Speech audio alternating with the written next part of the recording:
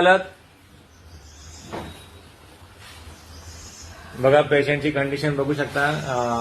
अगदी लंगडं चालतात आणि चेहरा बघा, चेहऱ्यावरचं एक्सप्रेशन बघा किती दुखणं आहे ते. मंडणगडवरून आलेले आहेत, त्यांना आपण ट्रीटमेंट देऊया आणि नंतरची व्हिडिओ नंतर घेऊया. आपलं नाव सांगा.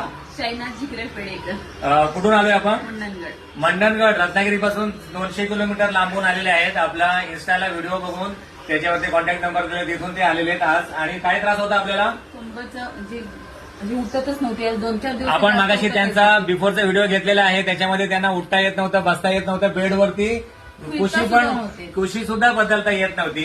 इतकी बेकार कंडिशन होती. गेले किती महिने?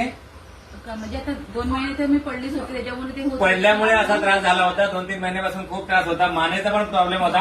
आता जरा आताचा व्हिडिओ बघा, जरा चाला समोर बघा व्हिडिओमध्ये बघा. मगाशी अक्षरशः लंगडत चालत होते. आता या इकडे धावा, जरा बघू, जरा दौडो और एक बार दौड़ो उधर, एक बार दौड़ लगा.